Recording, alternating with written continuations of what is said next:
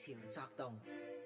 今晚有梁偉詩、胡世傑、文明單位。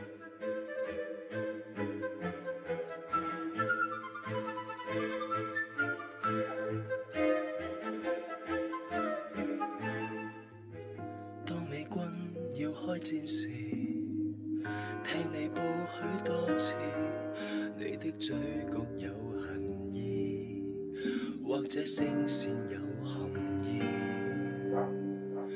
跑啊跑，你使我留意所有動盪大事，誰又無辜死於沙士，可以爭拗之。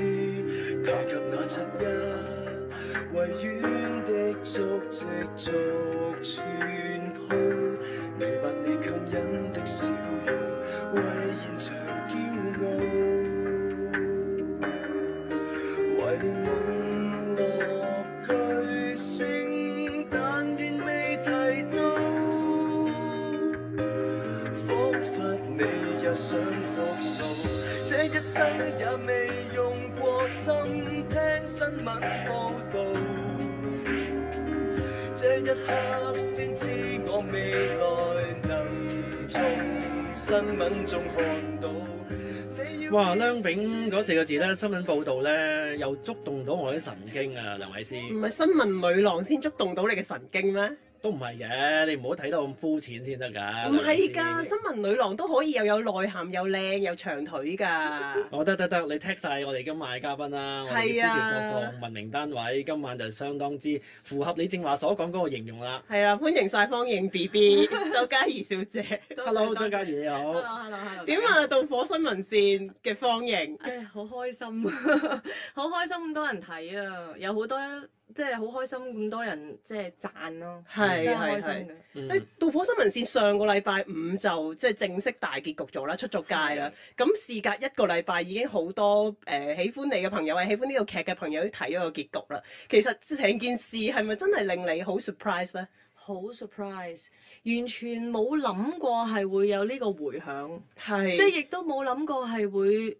哇！咁多人睇嘅真係冇諗過。係，同埋你喺網上有個新名叫 Square BB 喎。係啊，完全四方形 BB，即係方形啦。點算咧？嗰日我見到文地貓係 post 咗話，下次揾配角嘅時候，可唔可以要圓形同埋三角形？佢好得意啊！佢畫咗個公仔出嚟，有方形、有圓形、有三角形。係，跟住個方形有埋你個名，同埋你個樣咁樣嘅。係啊，係開心咯，真係好開心。唔知我真係好感謝大家。唔係因為咁嘅，我覺得港視咧好多時啲劇咧都話好貼近社會嘅脈搏啊，以至到甚至乎啲好多套都話先知劇啦，嗰啲嘢原來響2014或者2013咧喺個劇裏邊出現咗嘅嘢咧，竟然喺我哋現實生活嘅香港地咧係發生咗啊嘛！即係嗰啲嘢咪巧合得嚟，覺得好恐怖，而且大家又觸動翻嗰啲神經啊！我覺得呢樣嘢係大家點解咁支持，或者係覺得睇完之後咧咁有嘢嗰件事咯。係啊，因為其實即係好似榮格嗰個甲蟲咁咯，即係所有嘢係即係咁巧合地又發生咁樣咯。咁其實萬紅即係我哋個編審有講過嘅，佢話其實根本上歷史不斷喺度重演，所以佢嗰陣時都有講過㗎，就算呢個劇幾時出街嘅，都即係可能除咗妝同頭啊，即係佢意思即係外形上咯。嗰個古仔唔會話點樣，即係唔會勾得好交關嘅。係啊，唔會話好勾。因為你哋拍嘅時候應該係2013年啊嘛，係咪咧？唔係啊，應該係嘛？應該2012年。12年添啊，即係其實係距離而家2年幾3年嘅時間。但係裏邊譬如有啲新聞從業員因為即係新聞自由嘅問題俾人斬啦，或者有啲官商勾結嘅問題俾人即係發生好多問題咁樣啦。但係其實到而家都不斷我哋喺報紙頭條嗰度睇翻晒。係啊，不停重複喎呢啲事，其實幾可悲嘅。因為嗱，即係正話你講萬紅咧，其實我哋同學仔之間係叫佢潘紅嘅。咁佢不嬲都係寫一啲咧好寫實啊，同埋好緊貼社會嘅一啲一啲劇。方盈好緊嘴啊！你話同仔本嚟㗎，原來係啊，好後生㗎咋，大家都係。我知，我梗係知啦。你又暴露你年齡嘅秘密所以咧，啦即。係我哋成日叫佢潘虹，咁但係佢而家潘虹而家叫咗萬紅 BB 啦，我知啊，都有新名我知啊，因為我成日佢個名係導火啊，成日同啲網民喺度互相討論咁樣。因為以前佢響大台嗰陣時咧，其實佢都寫好多咧，就係即係好有劇力嗰啲咁嘅劇本㗎啦。咁佢而家嚟到呢度，咁我明白，同埋大家都係讀新聞出身咧，咁你完全知道嗰條線係要點去，咁所以我又好即係好敬佩佢咧，寫到呢個劇本，又揾到 Vicky 王即係支持即係呢一個製作班底去做，即係我諗好多時就係王維基都有呢份心去支持幕後嘅人去做呢件事啊。絕對因為我記得萬紅有同我講過嘅，佢除咗拍導火之後啦，佢有提議過即係王維基話啊，如果你再開劇，你想開咩咁樣？阿萬紅都有講過話想開一啲關於即係 jury 陪審陪審員陪審員嘅即係古仔啊。咁跟住咁王維基都答咗一句，咦我唔知講唔講得？我哋呢度有獨家消息係嘛？跟住王維基都講咗句就係意思，哇都好難拍㗎喎呢啲，即係同埋好難會好睇喎。係。咁跟住萬紅話都係㗎。咁跟住王維基就講咗一句。唔緊要啊，你照度啊。係，即係我就幾中意呢個老闆係佢真係幾俾創作行先，即係佢俾你哋自己去即係去有啲咩題材，你哋試下諗咯。你哋如果想做嘅就試下做。咁呢個老闆係幾好。就算你話譬如方盈一開始接到嗰個劇本嘅時候，其實你第一個感覺係點樣咧？雖然距離而家有一段時間，你仲記唔記得嗰個震撼啊？驚。真係驚㗎！真係驚。點解咧？嗱，因為演員，譬如我一睇個劇本啦，咁我見到三個，即係譬如我哋三個女主角啦，其實方盈係最冇出面嘢可以做嘅，即係形態上，即係因為 Elma 一出嚟個勢已經係大家知道，即係好有霸氣咁樣，霸氣好惡啊，好即係佢好強勢，好強勢啦。咁阿小琪咧，阿咩就係一個好活潑、好天真、好陽光，即係哇，所有嘢都好，即係好第一時間佢就會有反應嘅咁樣。咁但係方盈，我一睇，咦，正義喎！跟住我諗正義點做咧？即係點樣做到？係啊，點樣可以做到嗰個正義同埋？即係我就驚啊！真係同埋話心思慎密啊嘛，即係好細心嘅，即係細心嗰樣嘢，你係要做到一件事先至話到俾人聽，唔係話你惡言惡相啊，或者個樣好甜就代表嗰件事就內斂係嘛？即係好多所有嘢係慢收喺裡面啊！咁當然我又覺得阿萬紅又寫得都好嘅，即係佢都賦予到俾嗰個角色，亦都令觀眾會 feel 到嗰個角色係內斂啊或者正義。咁導演又拍得 OK 嘅，咁所以變咗係成件事，即係但係我自己作為演員嘅時候，我係驚。點解咧？係咪因為同你過往嘅經驗唔同啊？定還是同你本身嘅性格個落差太大咧？落差好大，同埋。始終真係第一次咁重嘅角色，即係叫做真係第一次女主角，點都一定會有少少緊張。咁再加呢個角色係哇，所有嘢咁內斂嘅時候係真係驚咯。我記得我拎完個劇本一睇完之後，我就即刻哇唔得！我淨係同自己講一樣嘢啫，冇啦，周嘉怡，你唔好諗出面形體上嘅所有動作，全部唔好諗啦，你淨係諗佢個心路歷程，即係佢點諗嘢嘅，佢個內心過往點樣，你主力做佢嘅由細到大嘅經歷。所以我準備功夫係點樣做啊？真係想像。我都係咯，寫日記咯，因為我都寫日記添。係啊，我由佢小學開始寫起。係啊，咁我一路寫到去入報社度做，寫到當然寫埋阿石俊賢，即係走咗。咁係靠呢樣嘢咯，即係你用一個累積去處理一個角色嘅成長。係啊，催眠啦，其實其實真係催眠自己。咁到拍嘅時候，我就由得方盈去感受咯。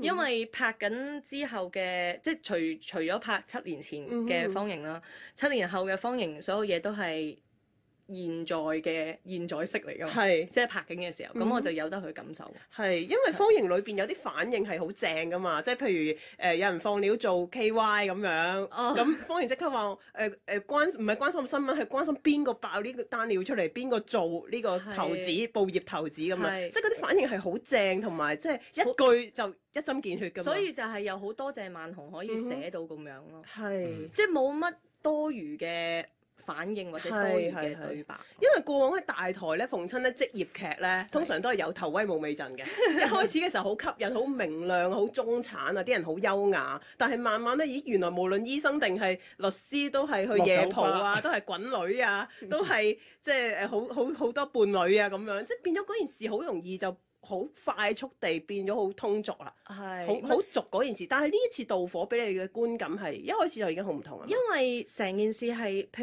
如即係又要公平啲講，就係因為大台個製作太多，佢哋個時間太短，即係變咗你有時哇，我好想做一個好好嘅劇，你諗條橋好難諗，即係我成日都問萬紅。點解你會做呢一行嘅咧？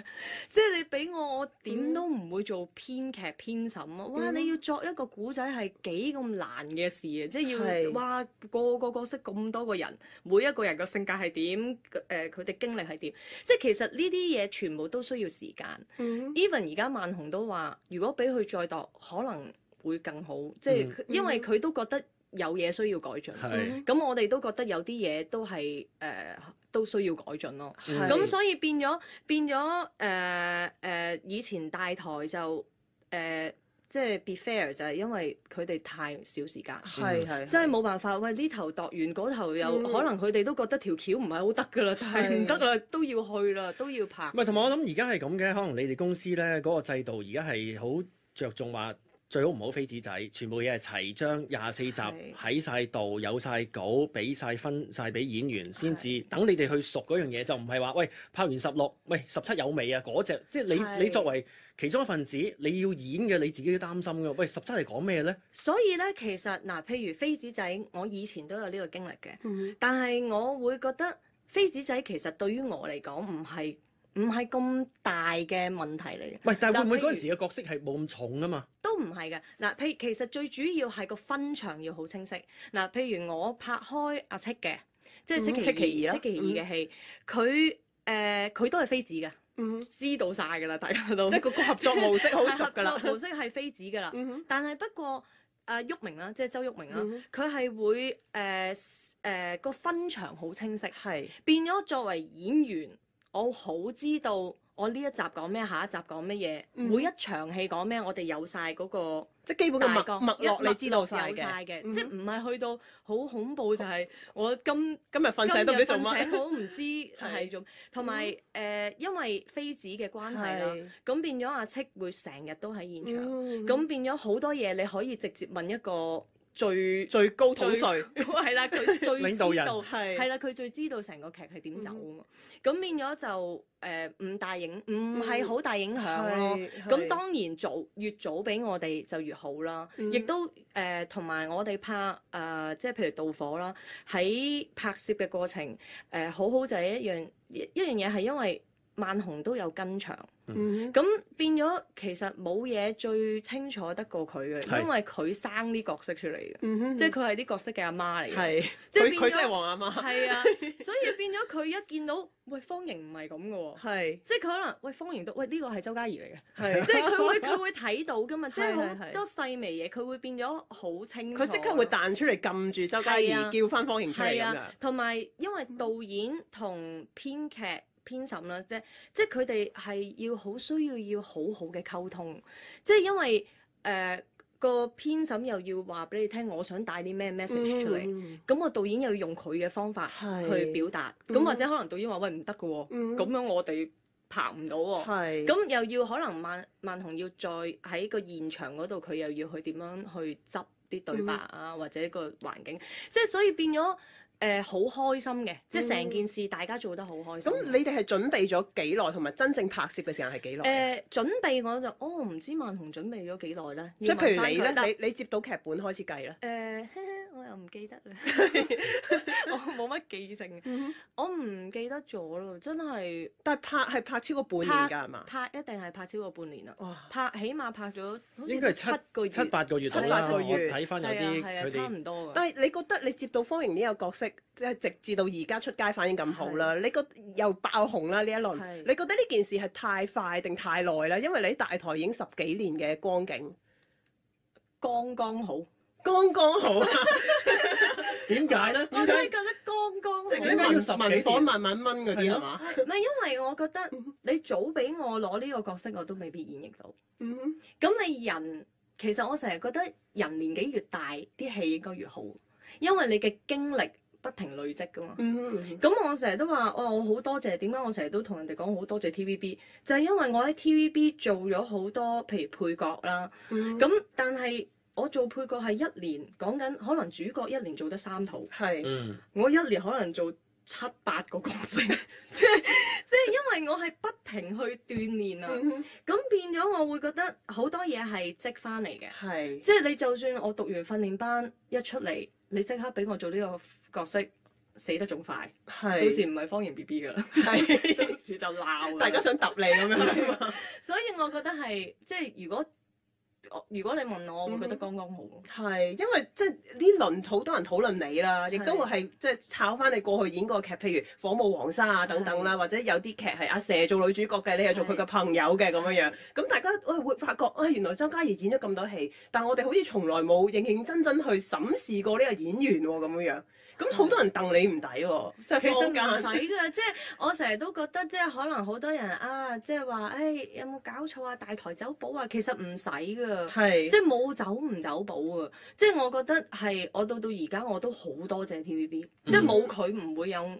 即係木人今日亦都唔係話好好犀利，但係只不過我覺得係有佢會積累到好多經驗俾我，係 TVB 係真係一間好好嘅學校嚟，佢真係一間學校嚟嘅，培育到好多人出嚟，好似木人巷咁樣，好短嘅時間即係逼你哋要同時做好多嘢咁樣，絕對係啊，所以同埋有好多 compromise 嘅，即係譬如做戲啊、對劇本啊、對導演啊，好多嘢要學咯。好，咁我哋轉頭翻嚟再同方盈 BB 傾偈啊，我哋去咗到火嘅插曲先。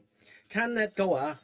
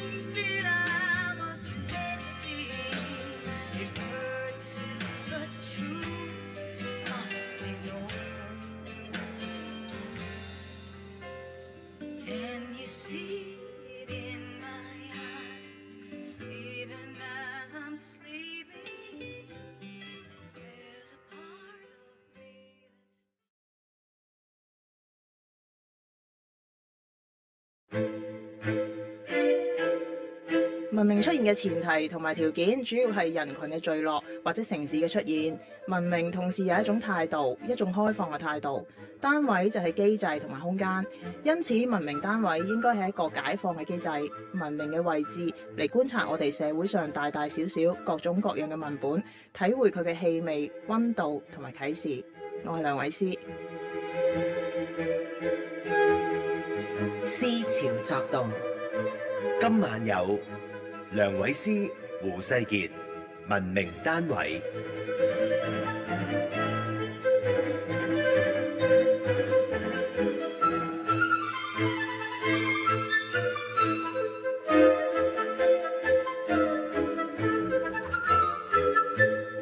繼續翻嚟星期五晚嘅思潮作動啊！今晚梁偉詩同埋胡世傑咧揾嚟導火新聞線嘅主角周嘉怡啦，亦即係方盈啦。正話咧，佢話聽翻新聞前啊，我哋呢一隻喺佢哋嗰套劇嘅插曲咧，似乎你都好有 feel 啊嘛！好有 feel 啊！而家其實每次一聽到個心都好乸，點解咧？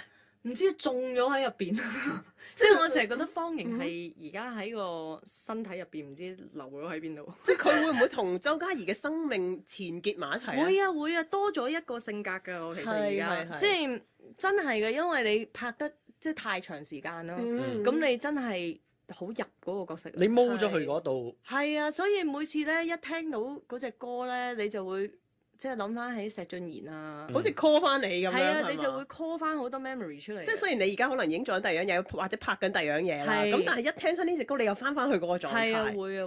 係咁，但係其實頭先就提到，即係《導火新聞線》係一個所謂嘅職業劇啦，即係以一個職業一個行業為主嘅，即係一個劇集嘅設計啦咁樣。傳媒記者。係啦，傳媒啦咁樣，咁而拍個場景亦都係真嘅 Hong Kong TV 嘅新聞部咁樣，咁即係大家對呢件事即係好開心，就係哇，終於有啲好真實嘅職業劇出現啦！即係裏邊其實都處理到一啲議題嘅，唔係淨係醫生就着件醫生袍，律師就着件律師袍咁樣。咁譬如劇集裏邊處理咗啲露宿者嘅問題啦，一啲官商勾結嘅問題啦，甚至乎家庭暴力啊、新聞自由嘅問題啦，甚至乎係雙性 BB 嘅問題。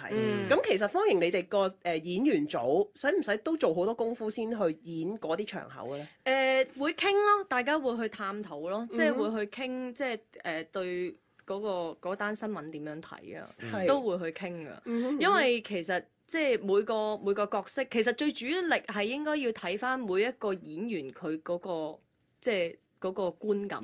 其實萬紅寫呢個戲咧，佢最想表現出嘅嘢係三個演員，即係三個主角，三個女性，佢哋對正義嘅睇法。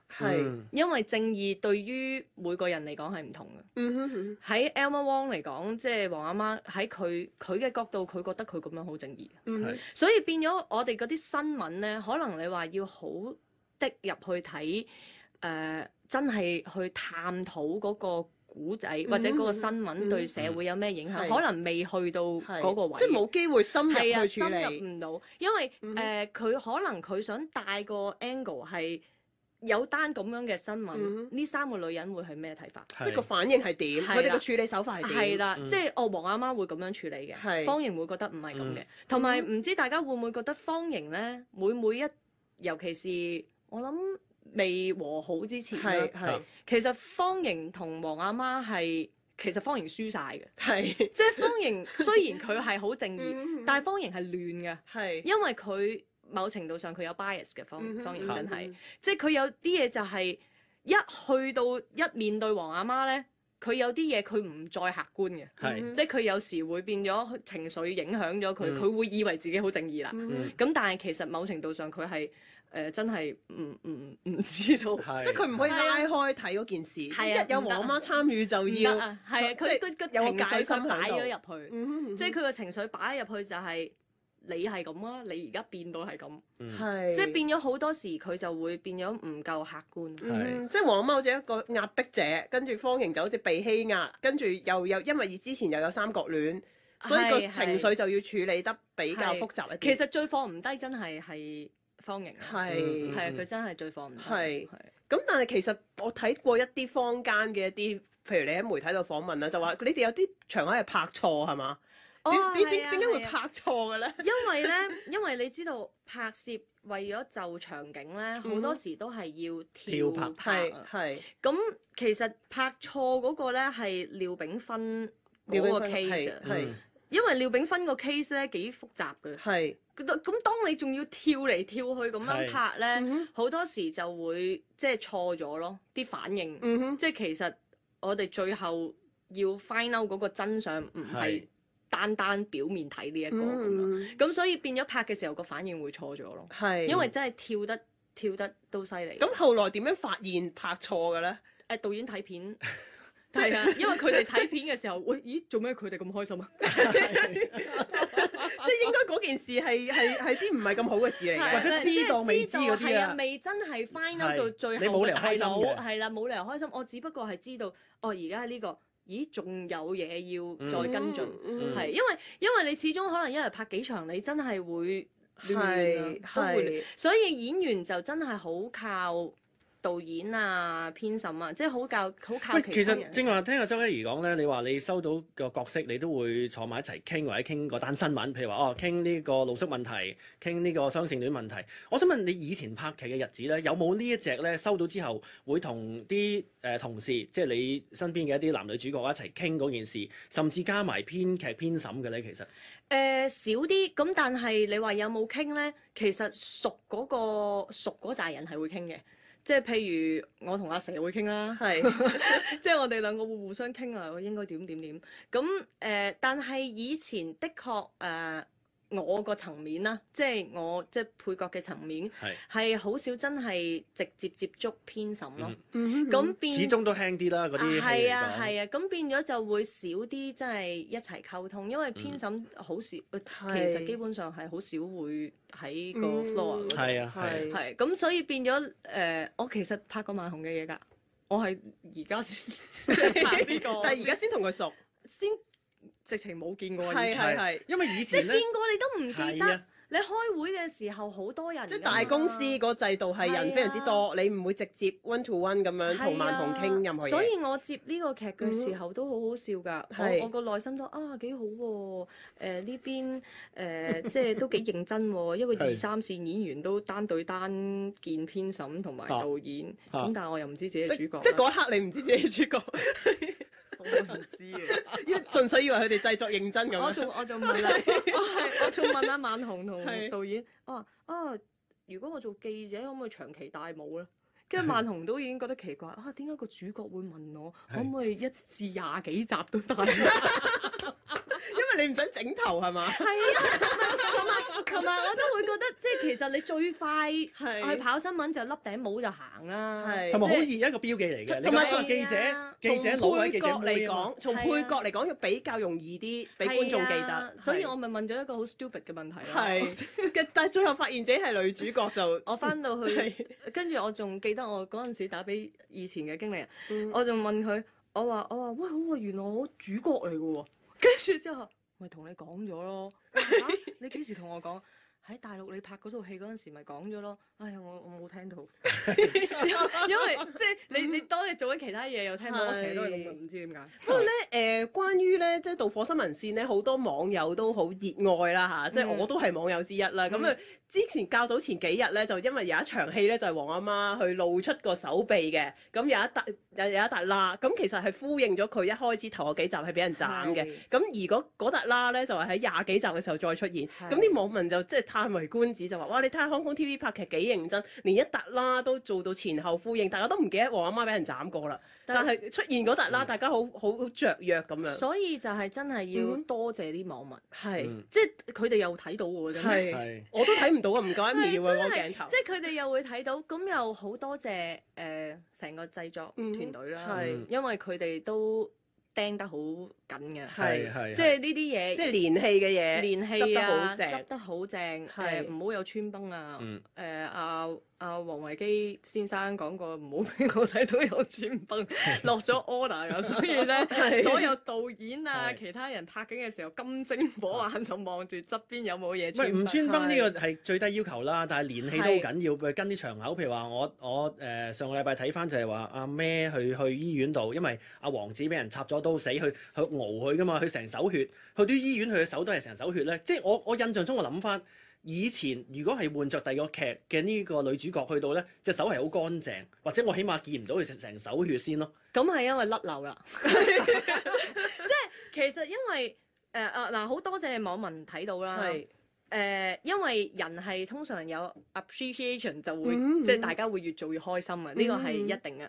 咁但係又話分兩頭，倒翻轉就係其實呢個係最基本嘅，係即係點講啊？呢個係最基本嘅要求嚟，即係唔需要去咁需要讚賞咁緊要，即係煲佢嚟。但係黃媽嗰笪啦，令到大家都咁雀躍，係咪倒翻轉頭反映翻我哋過往睇開嗰啲劇集個問題幾大咧？係啊，所以咪就係可悲咯。即係其實原來一個最基本嘅要求，觀眾見到已經拍爛手掌啦，好開心啊！係即係可唔可以俾最基本嘅要求？可唔可以俾實景我啊？咁樣即係類似呢啲咁嘅嘢。其實所以我就係話，因為係個時間咯，即係有幾一日拍咁多場戲，同一日我拍幾場戲，已經相距好大。大家可以睇得好仔細，捉得好仔細，但係冇時間啊！即係以前喺 TV 根本上冇時間，唔可以花費到咁樣，咁可以點？即係每一日就開工。除咗呢樣之外咧，周嘉怡，你響話內心戲嗰啲要鍛鍊啊，自己要寫日記去盡量進入即係 into 嘅角色啦。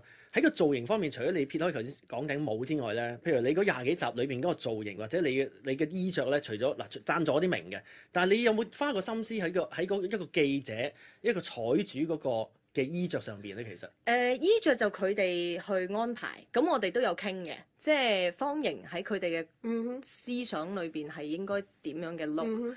咁有嘅，即係佢有問我話個 tone 可能係啡色啊，即係啲好兜嘅 colour 啊，因為方盈唔係好 solid 嗰啲顏色嚟嘅，即係唔係好即係唔係中意着啲好花。因為阿咩好明顯係黃同紅咁樣啦，跟住黃阿媽就全部乾濕褸咁樣。係啊，硬淨。係啦，你嗰啲全部都係質料軟啲嘅，同埋啲色係可能黑白灰啊，或者啡啊、米色啊咁樣樣。係，所以好多嘢，所以我都話一個角色令到觀眾或者大家中意嘅唔係嗰個淨係個演員咯，即係成個團隊咯，所有人嘅配合，所有人去做呢件事。係。但係你同邊個拍咧？你最有反應？通常都係啊，譬如係一對戲或者有交流咧，有啲人都話：你同邊個？佢同佢一齊咧，佢就自然俾到戲你嘅。會唔會有一個咁嘅角色咧？裏邊係黃阿媽定係還是？因為嗱，應該咁講，因為黃阿媽啊、阿咩啊，佢哋嗰啲係經常性有對手戲嘅，所以變咗佢哋一定係佔高峰嘅，即係有火花。咁但係如果你話少啲戲而一困埋好有火花嘅咧，我覺得係演我阿媽嘅盧熙來姐，因為佢真係俾我覺得佢似我媽咪，即係方盈嘅媽咪。因為同埋我哋排戲嘅時候咧，咁我哋最初排嘅時候，來姐可能會個 energy 俾多咗㗎。咁嗰陣時，萬紅就講話可以撳翻少少，即係，但係講咗一句咋，來姐直情一 tune 咧。就吞咗去阿媽嗰度啦，係啊，即係唔係逐句對白執喎，係佢自己一通就成個角色出咗嚟。明啊！咁所以變咗我同佢嗰啲戲咧，我好開心啊！即係譬如嗌交嗰啲咧，兩母女嗌交其實好痛嘅個心，但係我又唔衰得俾你睇。即係我唔可以即係我哋兩個可能係大家都有拋眼淚想喊，但係我就偏唔喺你面前喊㗎啦。因為大家鬥緊戲鬧緊交。因為你唔會，你好少同你媽咪嗌交，你喺佢面前喊㗎嘛。即係你始終你會覺得唔會咯，硬頸啊，大家都其實好似來姐，方盈都好似個媽咪咁。不過咧，其實咧，大家咁喜歡HKTV 嘅節目咧，其實好多時都係因為喜歡啲劇集啦。我反而諗緊一個問題就係，其實我哋對所謂電視台嗰個想像，其實點解成日都停留喺劇集嗰度咧？即係點解唔會係一個節目係一啲好知性嘅節目咧，而往往係一啲戲劇嘅部分吸引到觀眾咧？係咪真係我哋香港觀眾太習慣呢一種電視嘅模式，我哋俾大台嘅奶水養大咧？唔明，即係你意思係，即係我意思係 HKTV 每一次吸引到人嘅，其實唔係一啲好同你講知識性嘅嘢嘅，同你討論一啲即係社會議題，唔係呢節目嘅。每一次佢吸引到人嘅都係劇集。我諗其實如果再拍落去，可能會有嘅。係嘛？即係因為其實係咁，大家可能有好多，即係譬如你創作有好多嘢要試㗎嘛。係。即係咁當然你即係好簡單，將心比己，你俾我去寫個劇本，我都想寫個劇本係有人睇嘅。咁你都要某程度上都要顧少少個 market。即係香港嘅觀眾嘅習慣就睇電視，因為你未試過啊嘛。即係可能其實香港觀眾未必係真係一定要睇嗰啲㗎。係。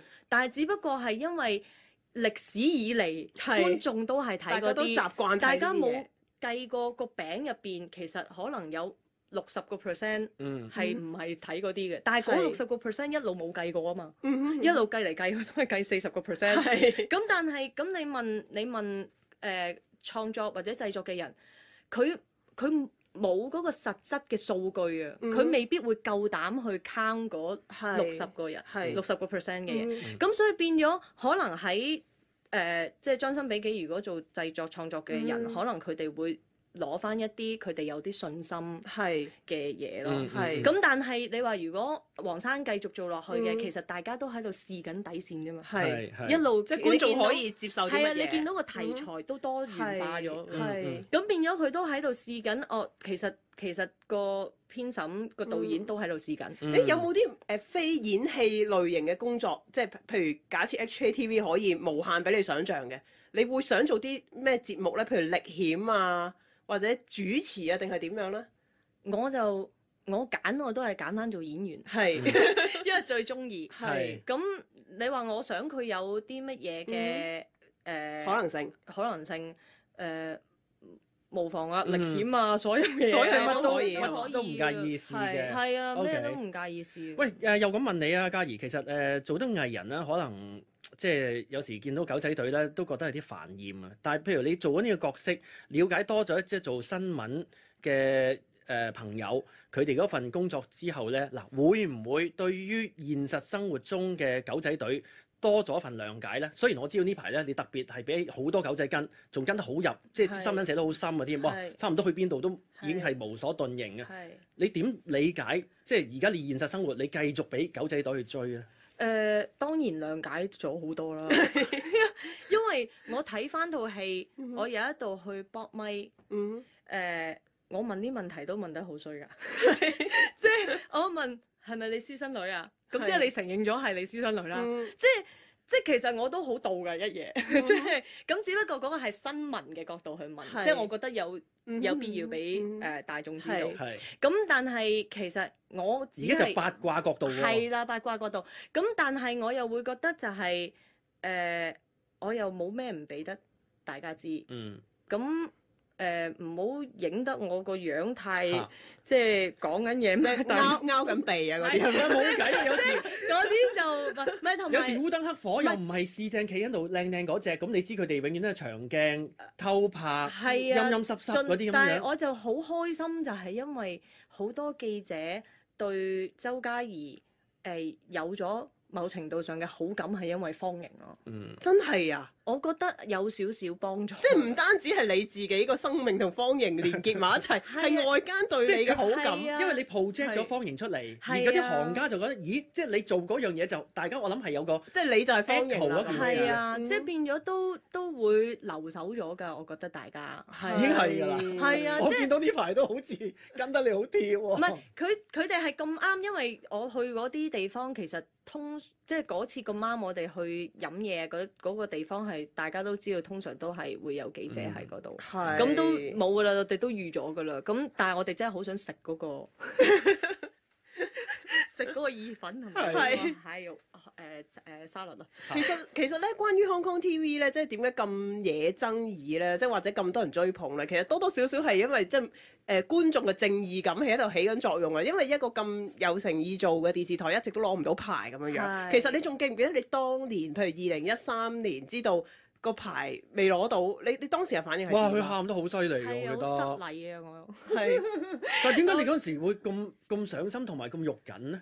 因為真係大家係好俾心機去做噶嘛，即係我覺得唔係淨係一個人啊嘛，係一班人啊，即係一班人全部都咁有心有力去做呢件事，跟住做咗出嚟又嗰陣時直情唔知可以喺網播添啦，直情覺得哇嚇係咪咁樣就冇㗎啦咁樣咯，咁所以變咗一個好唔開心咯！嗰陣時係真係，即係你係擔心套劇冇人睇到多啲，定係覺得嗰件事好唔公義啊？即係其實咁我真係擔心我，即係唔係應該係擔心成班人做嘅嘢冇人睇，付諸流水。係啊，即係成班人咁努力去做件事，哇冇得睇喎，咁咯，唔通我哋自己睇咩？係即係雖然過程係緊要嘅，即係過程大家係開心，但係都想分享㗎嘛。係。喂，其實即係最後問你啲問題咧，你覺得嗱呢排咁多新聞自己又真係一路上緊嗰個人氣啊咁樣，你覺得你而家攞到幾多分咧？即係如果計翻呢一套劇嘅呢個角色，如果100分係滿分，你俾自己幾多分咧？60啊。咁低咋？咁係咯，即係你覺得係你演嗰部分係嘛？你對自己嘅滿意度係？我以為你會講70-80喎，話晒係女主角做咁重嘅戲，做咁多準備。但係如果你計晒所有嘅機會啊各樣嘢，咁有80嘅。係。咁但係點解你俾60咁低嘅？淨係稱個演出。因為我覺得仲有好多位可以改進咯。係啊，所以變咗我覺得60咯，係差唔多啦。咁你合格又多少少？有冇想像過如果開 Part 2會點樣咧？嗰件事萬紅就大鑊咧，如果我哋又冇所謂啦。嗱，我哋就入晒戲啦，萬紅就變咗好大壓力啦。係嘛？因為大家期望會高晒啦。係啊，因為同埋佢寫真係因為。係啊，都難度。係。好期待啦呢個。希望有啦，因為萬千網民、萬千觀眾都有期待緊。我都期待。好多謝 Square BB 今日上到嚟。多謝周嘉怡。我送一首歌俾你，陳奕迅嘅《謊言》啊，希望導火新聞線幫我哋揭露多啲社會嘅真相啦。好，拜拜。 Thank you， 拜拜。中間添加幾多設計的對白，新聞的畫面不夠驚嚇，病毒與饑荒，故事戰爭，卡拉 OK 聲掩蓋了空氣吧。從前說過的，在信息間變化，現在應許的，明日亦抹去吧。活在這盛世，就似呼吸般習慣，被騙承受虛幻成內罪，笨也學會欣賞夢作眼下說話，熱烈販賣百萬個謊話，千萬腦袋變麻木空白，全部眼目已被已經感應不到錯與假。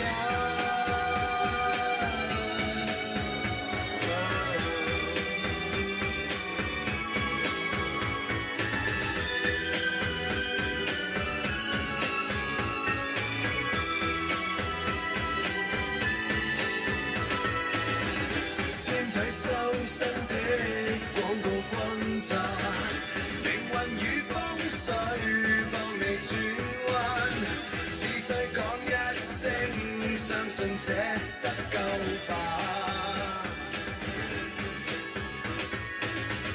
從前說過的，在信息間變化。